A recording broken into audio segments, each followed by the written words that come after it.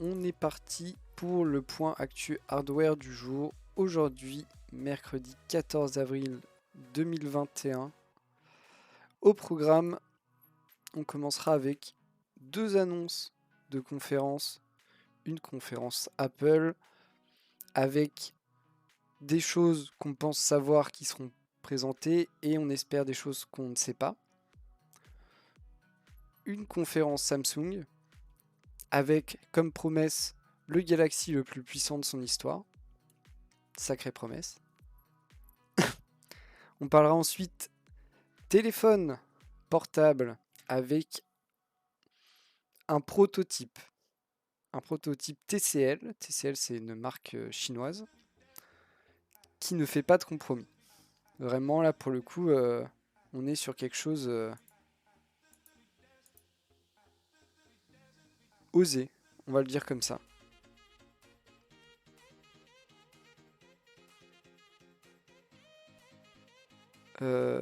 Hop. On aura ensuite une idée étrange. Transformer Half-Life Alyx en jeu jouable avec des périphériques classiques. Là où c'est quand même un jeu qui a été conçu pour du VR. Et des contrôleurs de VR. Bref. On va en parler vite fait. Mais l'idée est quand même un peu étrange. On parlera test de casque. Casque avec micro, on en a déjà parlé cette semaine avec des modèles de chez Logitech. Ici, un modèle de chez Astro. Moi, je suis pas fan, mais il a certains avantages pour lui et d'autres inconvénients dont on parlera. On parle ensuite d'un PC portable Asus gamme ROG, du très lourd. Juste du très lourd. Petit point boîtier avec un boîtier dont on avait déjà parlé. On le voit un peu plus de près. On voit l'intérieur, on voit son design, ce qu'on peut mettre dedans. Intéressant. Voilà, juste intéressant. Pas... Je sais pas, moi j'ai un problème avec, mais ça ne tient qu'à moi. On parlera vite fait water cooling avec un kit all-in-one, encore une fois Asus ROG, donc du plutôt haut de gamme. On n'a pas le prix, mais ce sera sûrement très cher, avec des petits trucs un peu spéciaux. On continuera avec des news Nvidia. Nvidia qui nous annonce des trucs. Des trucs soit qui nous concernent pas trop, soit qui est pas très drôle. Vraiment pas des bonnes nouvelles de la part de Nvidia. Pareil, des news AMD qui franchement pour le coup sont pas folles. Voilà. Et on finira avec quelques points sur des cartes graphiques que de toute façon vous ne pouvez pas acheter ou à des prix indécents. Voilà le programme d'aujourd'hui, j'espère que vous êtes prêts. On commence tout de suite avec les annonces de conférences. En premier, Apple. Apple qui, comme c'est écrit dans le titre, tiendra une conférence le 20 avril. On sait, plus ou moins, qu'il devrait y avoir de l'iPad, du nouvel iPad au programme. À voir exactement les détails, ça on les a pas, mais voilà, pourquoi pas une refonte de l'iPad Pro, ce genre de truc. On espère d'autres trucs. On sait qu'il n'y aura pas d'iPhone, c'est trop tôt dans l'année pour parler des iPhones. On entend plein de rumeurs, notamment sur de la domotique par rapport à l'Apple TV. On sait pas trop sur quel pied danser. Pourquoi pas du son aussi. On espère qu'il y aura autre chose que juste les iPads. On espère qu'il y aura un peu d'innovation ou un peu de prise de risque d'Apple pour une fois, même si on en doute. Donc voilà, on saura le 20 avril. Je sais pas à quelle heure sera la conférence. Je sais pas si ce sera si je pourrais la regarder en live ou pas. Dans tous les cas, je ne peux pas la streamer parce qu'on n'a pas les droits. Voilà. On continue avec une annonce de conférence de la part de Samsung, assez marrant hein, tout de même. Le même jour, Apple qui officialise son annonce de conférence. Que Samsung, je sais pas. Moi ça me fait un peu rire. Après les conférences sont bien entendu pas le même jour, heureusement. On est sur le 20 avril pour Apple et le 28 avril pour Samsung. Et en plus, pas sûr que ça soit le même type de produit annoncé en même temps. Même si on sait que Samsung et Apple font beaucoup de produits dans les mêmes marchés. Ici, Samsung nous promet tout de même le Galaxy le plus puissant de son histoire. C'est pas rien. On rigole pas chez Samsung. À voir quel type d'appareil ce sera, beaucoup pareil sur un ordinateur portable. Et en vrai, on se dit que s'ils veulent être vraiment sûrs d'être le plus puissant de son histoire, c'est sûr que faire un PC portable qui bénéficie des dernières technologies, bah oui, hein, ce sera plus puissant que ce qui est fait actuellement en termes de Galaxy, c'est sûr. Point aussi assez marrant, donc le nom de cette conférence c'est le Galaxy Unpacked 2021. Et en fait, ce type de conférence, c'est de l'unboxing fait par une entreprise et mis en conférence, quoi. C'est assez marrant quand même qu'on soit rendu à ce stade-là de la communication. Mais en vrai, pourquoi pas? Je trouve qu'en vrai, ça a un intérêt. Après, bon, je sais pas, c'est quand même marrant que ça soit les marques directement qui se mettent à unboxer leurs propres produits en le diffusant massivement, mais en vrai, pourquoi pas? C'est assez drôle. Donc voilà, hein, des conférences intéressantes fin avril que je suivrai et j'espère des annonces de trucs bien sympas dont on pourra parler ensemble. Le problème avec ce genre d'annonce, c'est que souvent en tout cas chez Apple, l'accessible on connaît pas trop. Et Samsung, quand on les entend dire le plus puissant de son histoire, on se doute que derrière le prix sera aussi puissant. Donc on verra. On attendra de voir ce qui est annoncé. Mais j'ai hâte de savoir. C'est quand même des grosses boîtes et parfois ils font des produits innovants. Pas tout le temps, mais parfois. On va parler d'une autre grosse boîte qui est peut-être moins connue chez nous, TCL, un géant chinois, clairement, qui fait beaucoup de choses, hein, clairement. Ici, ils vont nous présenter des prototypes de téléphones, mais ça fait aussi des télés, je pense que ça fait aussi des PC portables, enfin, ça fait beaucoup de choses. Beaucoup, beaucoup de choses. Et ici, ils nous présentent un prototype sans compromis. Regardez cette image, il y a un seul téléphone sur cette image, juste représenté sous ces trois formes. À l'image du Samsung, alors c'est quoi, c'est Z Fold, je crois, celui qui se replie, qui est grand et qui se replie. Et bah il fait ça, donc il se replie et il est grand. Voilà, les deux premières formes. Et la troisième forme, et bah il est extensible aussi, comme on a vu sur un autre prototype, je sais plus de quelle marque, qui était chinois aussi, je crois. Il peut encore plus s'agrandir. Donc trois formats dans un seul téléphone. Bien sûr, on est sur un prototype. Ils l'ont appelé le TCL Fold and Roll. C'est plutôt bien trouvé. Mais voilà, on n'est pas sur un produit qu'on peut acheter à l'heure actuelle, malheureusement.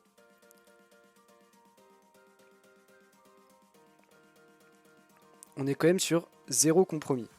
On a le pliable, l'extensible. Qu'est-ce que vous voulez mettre de plus dans un téléphone? Je ne sais pas. Pas sûr que ça arrive un jour. C'est peut-être un peu too much et on se doute que le prix de ce genre d'appareil ne peut pas être léger, clairement, vu la taille des écrans, les technologies associées. Probablement qu'ils sortiront un téléphone qui fait l'un ou l'autre, soit qui est pliable, soit qui est extensible. Mais c'est aussi, là c'est vraiment montrer ce qu'ils sont capables de faire, le genre d'idées qu'ils peuvent avoir et qui sont capables de les mettre en œuvre. On a une autre, voilà, on a une autre vue où vous voyez, c'est la même chose. On a ici, il est totalement plié. Là, ici, vous l'avez en mode déplié et là, étendu. Donc, après à voir comment ça se passe en vrai, bien sûr. Quand on nous parle de prototype, on sait qu'on peut tricher. Mais ça va être quelque chose qui va se démocratiser probablement. Cette histoire d'avoir soit quelque chose de pliable, soit quelque chose d'extensible, on ne sait pas trop vers où le marché va tendre. Il y a déjà des modèles disponibles, mais voilà, à des prix à l'image du Samsung Z Fold 2 là, à des prix qui font pas vraiment envie, hein. On est dans des trucs à plus de 2000 euros, je crois. Donc clairement, je suis pas sûr qu'il y ait encore beaucoup de gens qui soient prêts à mettre plus de 2000 euros dans leur téléphone, hein. C'est à mon avis pas encore très répandu et c'est normal et ce le sera sûrement jamais. Peut-être le jour où le téléphone prendra encore plus de services, mais c'est quand même marrant comme idée de mettre les deux en un. Personne n'y avait vraiment pensé. Ça paraît un peu too much et un peu trop cher, mais ça reste un prototype et plus une démonstration qu'un réel produit, donc pourquoi pas. Je trouve ça plutôt bien pensé d'avoir vraiment trois formats dans un seul téléphone. On continue avec une idée qui est peut-être un peu moins bonne. Une personne a décidé, un modeur du nom de Somnest, je sais pas, ça s'écrit comme ça, et c'est dur à prononcer, a décidé de rendre le jeu Half-Life Alyx jouable sans utiliser la VR, donc ni casque ni contrôleur VR, juste à l'aide d'un clavier et d'une souris comme la plupart des jeux PC. Il faut savoir que ce jeu, Half-Life Alyx, est un jeu qui a été développé pour la VR et pour être jouable uniquement en VR. C'est pas quelque chose qui a été porté en VR. C'est pour ça qu'il n'est à l'heure actuelle pas possible de jouer avec un clavier et une souris. Mais aussi parce que voilà, ça a été pensé comme ça. À mon avis, il y a plein de problèmes à passer au mode clavier-souris, à mon avis. Et doit aussi y avoir une perte d'intérêt du titre sans l'environnement et l'atmosphère de la VR. Mais pourquoi pas, s'il veut, ça doit être un sacré travail tout de même de tout repenser l'interface, enfin pas l'interface, mais les commandes d'un jeu. Je me rends pas trop compte de la quantité de travail que ça représente, mais voilà, il y travaille et ça avance, visiblement. Je pense tout de même que c'est une idée un peu bizarre de, voilà, d'adapter un truc qui est VR à de l'équipement non VR. C'est quand même une toute autre façon de jouer. Donc pas méga convaincu, mais à la limite.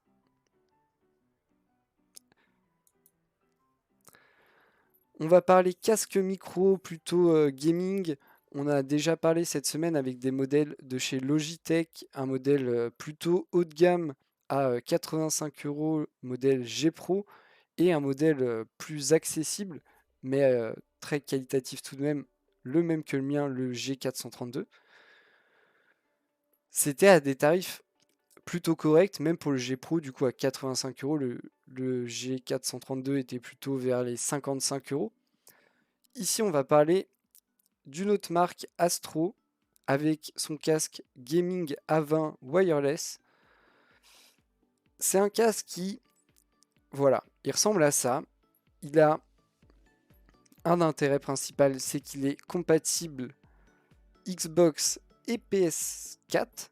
Je sais pas s'il est compatible PS5, mais au moins PS4.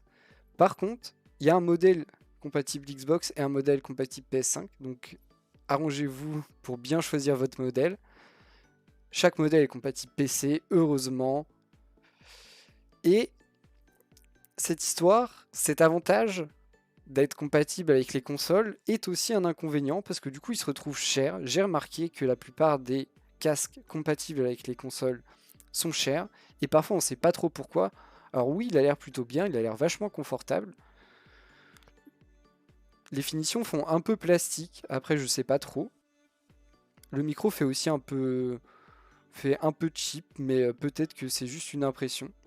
Là-dessus, peut-être qu'il est bien. Et je pense qu'il est plutôt bien. Astro en général fait quand même du matériel plutôt qualitatif. Le prix, c'est 120 euros. Donc oui, par contre, on est sans fil.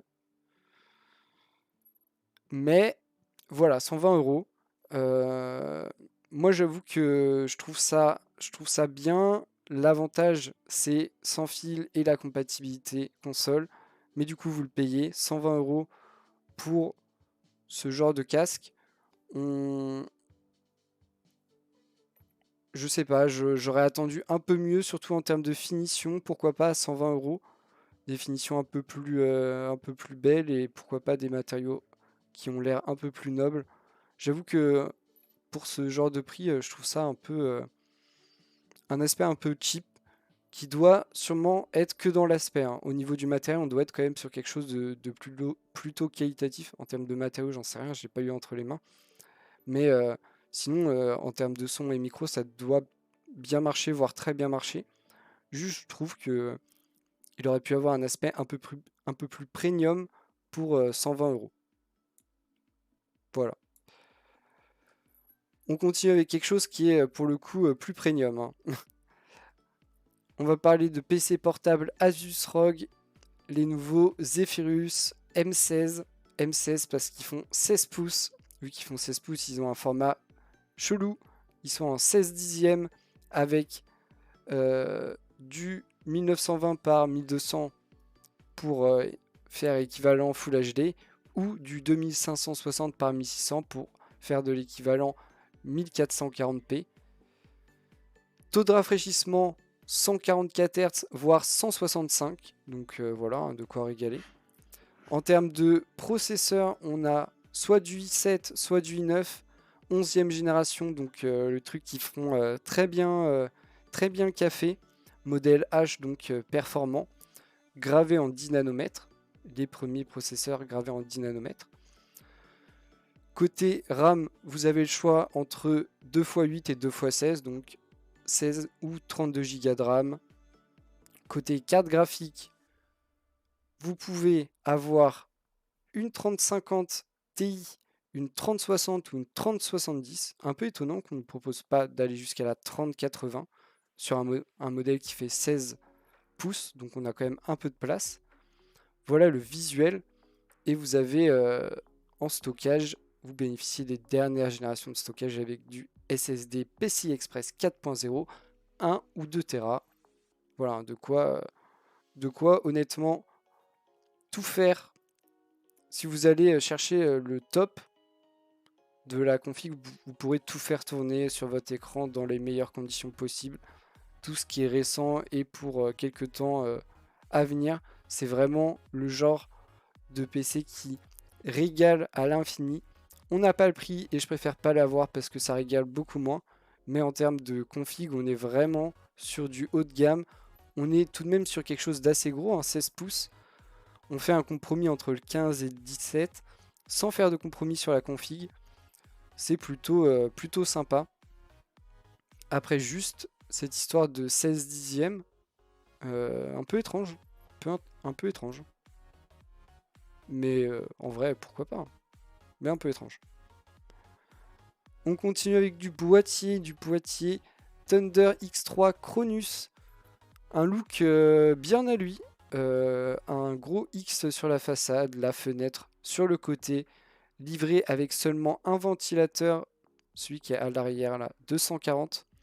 Euh, c'est beaucoup de RGB dans ce boîtier. compatibilité EATX, donc vous pourrez mettre à peu près tout ce que vous voulez dedans, hein, c'est le principe. Il sera plutôt gros, mais pas non plus immense, hein. On est sur des grosses tours, mais ce sera pas un frigo non plus. Vous avez la fenêtre très classique, le cache d'alimentation, des équerres PCI à ne plus savoir qu'en faire, et une façade vraiment particulière, bien à lui, avec ce gros X et ce RGB de partout, qui permet aussi une aération efficace. Alors ouais, moi je veux le... Vous voyez ici, vous avez le X et des petits trous avec un espèce de grillage derrière. Euh, on est, euh, on est sur de la grande compatibilité. On a des passes-câbles un peu partout. On est sur quelque chose qui se veut ultra compatible, compatible avec le haut de gamme, sans être très très cher. Par contre, vous avez seulement un ventilateur de fourni, un ventilateur de 140, ce qui ne sera en général pas suffisant pour refroidir votre config quand vous achetez ce genre de boîtier. C'est que vous voulez aussi mettre des trucs un peu gros, un peu puissants et qui chauffent un peu. Donc voilà, c'est plutôt intéressant. En termes de qualité, je sais pas. Je sais pas trop, je sais pas trop ce que ça vaut. On a l'air d'être dans un moyen de gamme en termes de qualité, en termes de qualité de matériaux et tout. On n'est pas que sur du plastique cheap, mais on n'est pas non plus sur tout en aluminium épais machin. Le prix est correct, 90 € pour vraiment quelque chose orienté gaming avec, avec vraiment une grosse dose de RGB, tout en n'oubliant pas le bon refroidissement de votre config. Assez classique à part cette façade hein, quand même qui est un peu, qui est un peu atypique, mais pourquoi pas, hein. Franchement, il en faut pour tous les goûts.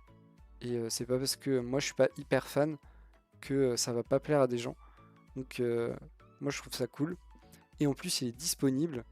Donc sympa. On continue avec du kit de water cooling chez Asus et encore la gamme Rogue, le Ryujin 2 qui voilà.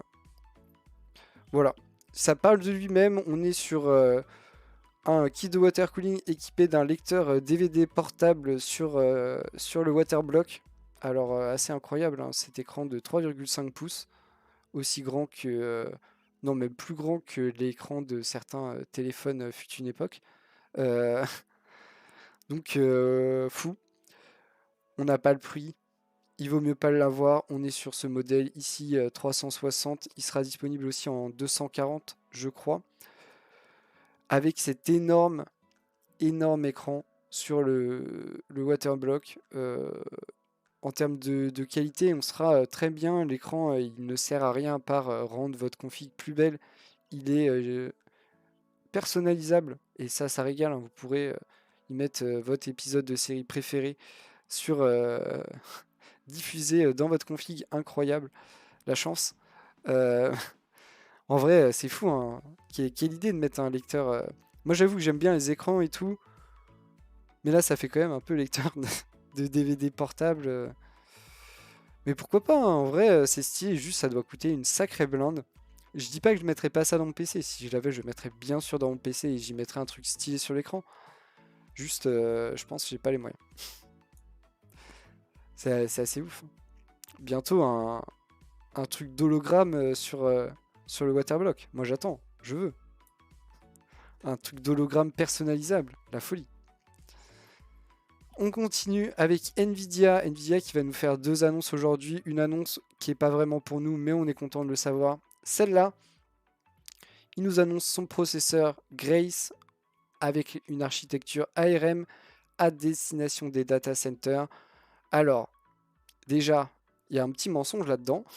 Parce que oui, on nous parle de processeur, machin, ok. En fait, c'est pas juste un processeur. Ils sortent une puce avec tout un SoC sur la puce. Enfin, sur ce qu'ils vendent.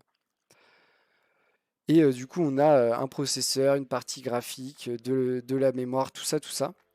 Euh, En vrai, nous, on ne le verra jamais. C'est des trucs qui vont coûter très cher. C'est fait pour des supercalculateurs ou pour du travail sur de l'IA dans des laboratoires de recherche. Clairement pas pour le grand public. Il y a déjà eu des commandes et des gens qui ont décidé de passer le pas. Petit point tech, du coup, on parle de CPU Grace, la technologie, enfin la génération Grace basée sur Grace Hopper, ingénieur informatique de génie qui a travaillé sur les premiers compilateurs et qui a créé le langage COBOL. Donc voilà, des gens importants dans le milieu de l'informatique, enfin une dame importante dans le milieu de l'informatique, euh, qui se base sur des cœurs néoverse et du coup destinés aux data centers ou pour les supercalculateurs ou le travail sur l'IA. Ici, on apprend qu'il triche un peu en disant que c'est un CPU, mais en fait, c'est un SoC, donc System on Chip, donc tout un système avec du coup un CPU qu'on vient de décrire, plus un GPU et un système de mémoire qui intégrera de la LPDDR5X et de la mémoire HBM. HBM, c'est bien plus court.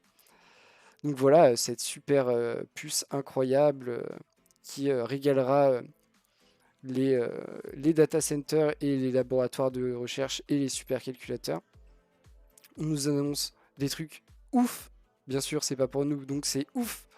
Euh, une vitesse entre le CPU et le GPU qui sera à 900 gigaoctets secondes entre les différents CPU à 600 gigaoctets secondes. Bah oui, parce que c'est censé être des supercalculateurs, donc on en met plein ensemble. Et ensuite entre la mémoire et le CPU à 500 gigaoctets secondes en bande passante, des performances qui pourraient être 10 fois supérieures à ce qui se fait actuellement. Et ça devrait être intégré déjà, je vous avais dit, il y a déjà des gens intéressés dans deux endroits, deux énormes supercalculateurs. Le premier au Swiss National Supercomputing Center et le deuxième au US Department of Energy de Los Alamos National Laboratory. Donc voilà, des supercalculateurs, un délire de gens qui veulent des performances toujours plus élevées pour calculer des trucs, en général des modélisations très complexes. En général, c'est à ça que servent les supercalculateurs, hein, pas à répondre à la question universelle, mais plutôt à simuler des trucs très compliqués ou des trucs de chimie très compliqués. Voilà. Euh, on nous promet toujours des gains incroyables à voir ensuite une fois que ça sera appliqué, les différents problèmes qu'il y aura par rapport à la réalité et tout ça. Mais c'est bien qu'on avance dessus, même si on imagine que peut-être un jour, l'outil de développement, ce sera des puces, des super calculateurs quantiques avec du coup des performances encore plus élevées. Mais en attendant, on a ça. Et ce sera aussi probablement euh, une base pour la technologie du futur, pour les data centers de tout le monde et pas juste pour l'instant certains supercalculateurs de pointe qui ne, qui ne représentent pas du tout la norme de l'utilisation de, de la plupart des gens. Personne, enfin très peu de gens ont accès à un supercalculateur, on va pas se mentir, alors que beaucoup de gens accèdent à des data centers et voilà, des trucs juste en allant sur internet, tout ça, voilà. Mais c'est cool, ils travaillent, ils améliorent, et en même temps, c'est pas étonnant, c'est quand même un des gros enjeux du futur, et ils ont plutôt intérêt de se lancer dans ce marché. On continue avec des mauvaises annonces d'AMD qui officialisent ces APU Ryzen 5000, donc en rajoutant la lettre G derrière ces modèles pour dire qu'ils ont une partie graphique intégrée. Sauf que pour l'instant, le problème, c'est que c'est réservé aux OEM, donc aux assembleurs de PC et pas au marché du détail, donc pas au grand public. c'est problématique. C'est problématique. Euh, J'espère que ça va pas rester comme ça et que ça va être débloqué pour tout le monde, que c'est juste une exclusivité temporaire pour les OM. Mais encore une fois, je trouve ça dommage déjà de délayer la sortie de ces modèles alors que les Ryzen 5000 sont sortis maintenant il y a déjà quand même pas mal de temps. Et ensuite de ne pas les rendre disponibles pour le grand public, les réserver aux professionnels et au marché des assembleurs.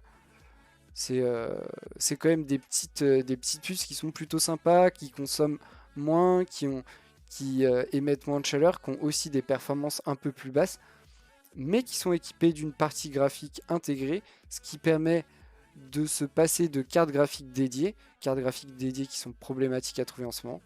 Donc voilà, un peu triste. Encore une fois, le petit consommateur n'est pas vraiment n'est pas vraiment concerné par ce que fait AMD et AMD ne se sent pas forcément concerné par le petit consommateur. Clairement, en termes de Ryzen 5000, c'est difficile de dire aux gens, ouais, c'est absolument le processeur qu'il vous faut. C'est quand même réservé déjà aux gens qui cherchent de l'ultra performance. En plus, ils sont encore à l'heure actuelle à des prix plutôt élevés. Donc, c'est compliqué. C'est compliqué. On finit avec les mauvaises nouvelles. Nvidia qui nous annonce pas de mieux. Pas de mieux pour cette année. Il faudra attendre l'année prochaine, 2022, en termes de carte graphique. On ne pourra pas augmenter la production d'après Nvidia. Donc voilà, c'est parti pour durer cette situation où les stocks arrivent de temps en temps. On ne peut pas dire qu'ils n'arrivent pas, qu'il n'y a pas de stock disponible régulièrement. On va en parler juste après. Mais dans tous les cas, ça dure très peu de temps et les tarifs sont très élevés vu que les stocks sont très, très faibles. On est dans un cercle vicieux où le manque de stock entraîne la hausse des prix et du coup ça ne fait qu'augmenter. On a des prix très élevés sur des cartes qui sont, euh, qui sont disponibles en quantité très limitée. Et on nous annonce que ça va pas s'améliorer. Les hauts cours des crypto-monnaies n'aident pas clairement. On a vu toute la ruée sur les cartes graphiques pour miner de la crypto-monnaie. C'est quelque chose qui ne s'est pas arrêté et qui est vrai d'un point de vue mondial. Donc ça n'aide encore moins les choses. On avait parlé de cette saisie dans le port de Hong Kong où ils étaient allés piquer visiblement des cartes à la sortie d'usine. Donc on voit que dès la sortie d'usine, il y a déjà une semi-pression sur les cartes. Donc voilà, hein, c'est quelque chose qui va être problématique effectivement si vous comptiez bientôt changer votre carte graphique. Si vous pouvez attendre, attendez, sinon vous serez obligé d'acheter une carte, soit pas celle que vous voulez, soit dans tous les cas plus chère que ce que vous voulez. Donc c'est un peu compliqué. C'est un peu compliqué, mais on espère des jours meilleurs et on les aura. Juste, ça va prendre plus de temps que ce qu'on espérait. Et on s'en doutait un peu, mais c'est toujours triste que ça soit officialisé de la part de Nvidia, qui est un des gros fournisseurs de cartes graphiques. On continue avec une petite liste de 4 références qui ont été disponibles. Notez bien, qui ont été, elles ne sont plus disponibles à ces prix-là sur Top Achat. Donc une 6700 XT de la marque ASRock pour 830 euros, une 6900 XT Gigabyte à 1830 euros et deux 3090, une Gigabyte et une PNY pour 2480 et 2750. 2750, nouveau record battu pour cette PNY. Bien sûr, elles ne sont plus disponibles, elles sont parties à ce prix-là. Donc voilà, les stocks ne durent clairement pas une journée et pourtant les prix sont très élevés. Ici, tout de même une 3090 à 2750. C'est plutôt cher. Vraiment très bientôt, vous verrez la 3090 à 2 fois le prix de la 3090 Founders Edition annoncée par Nvidia. Très bientôt. Et les gens les achètent parce qu'il y a des gens qui ont visiblement absolument besoin d'une carte graphique. Donc c'est un peu triste. Et on finit avec des cartes graphiques que vous pourrez probablement jamais vous acheter, soit parce qu'elles ne seront pas disponibles, soit parce qu'elles seront trop chères, annoncées à des tarifs déjà plutôt élevés. 999 € pour le modèle 3070, 2400 € pour le modèle 3090. Ici des cartes Asus en collab avec EK pour en faire des cartes refroidies par liquide. On se retrouve avec voilà, ces petites cartes. L'avantage de ces cartes, c'est qu'elles sont plutôt très fines et tout aussi performantes que les très grosses cartes refroidies avec 3 ventilateurs, tout ça. Si vous vous assurez d'avoir un circuit de refroidissement liquide adéquat avec. L'inconvénient, c'est que souvent c'est très cher. On nous annonce ici des prix très élevés et on sait qu'en général, les prix d'annonce ne sont pas les prix de vente actuellement. Donc on n'imagine même pas à combien peut se retrouver une carte annoncée à 2400 €, peut-être au-dessus des 3000. Donc voilà, hein, des cartes top en termes de perf, top en termes de design. Elles sont très stylées, elles sont transparentes avec du RGB qui régale. Elles sont très fines, l'avantage du water cooling, mais très chères et sûrement très dur à se procurer. Mais voilà, hein, en vrai, partenariat avec EK pour du water cooling, ça fera du très bon matos. En général, c'est quand même les boss du water cooling. Donc des très bonnes cartes, très chères et très dures à trouver. Comme à peu près toutes les cartes en ce moment, d'ailleurs. Même quand elles sont pas très bonnes. Voilà qui conclut notre point actu hardware du jour. J'espère que vous avez passé un bon moment en ma compagnie. Comme à chaque fois, je vous invite à faire des retours. Je lis tout et je réponds à tout avec grand plaisir. Et je vous invite à revenir demain pour la suite de l'actualité hardware et un peu plus. Merci d'avoir regardé.